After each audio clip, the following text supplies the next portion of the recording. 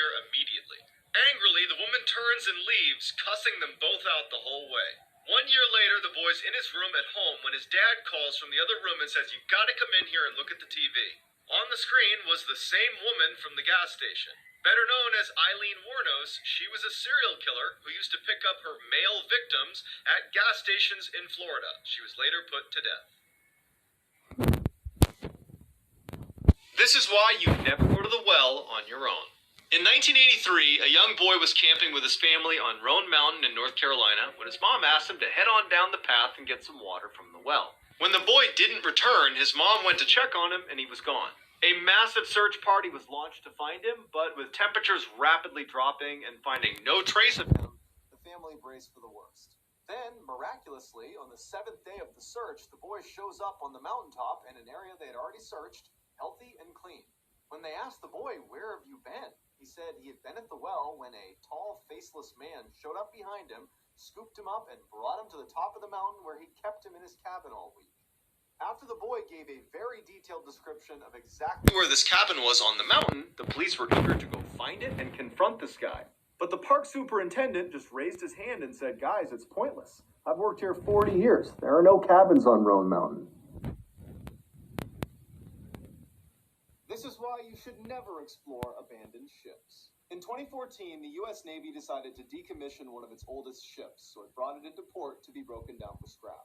Before workers were allowed to actually start breaking it down, the foreman had to go on board and take pictures of every room. So late one night, the foreman spends about an hour walking through this abandoned ship with a flashlight, taking about 100 pictures. When he was done, he emailed the pictures to his boss, who quickly wrote back, "Who's the guy with the axe?" The foreman had no idea what he was talking about, but he noticed the boss had attached one of the pictures that he had just sent him.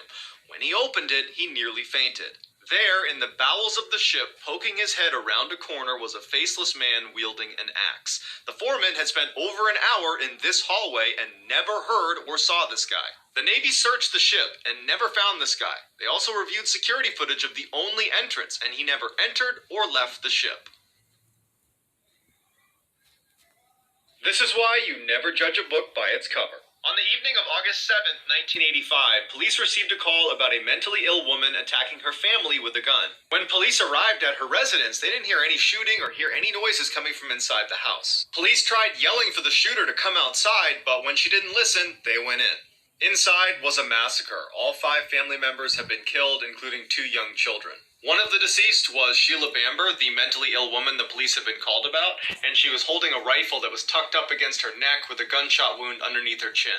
This case gained massive media attention, putting pressure on the police to solve it as quickly as possible. And so they jumped to the conclusion that this had to be a murder-suicide perpetrated by Sheila. But one detective felt like they were missing something and kept investigating. And sure enough, he found something hidden under the stairs at the crime scene that meant Sheila could not be the shooter. To find out what's under the stairs and who the shooter is, check out The Murders at White House Farm on HBO Max. The link to it is in my bio. It's awesome. Okay guys, we're gonna go look for that. Okay guys, I found a YouTube video about it. We're gonna react to the YouTube guys, and welcome back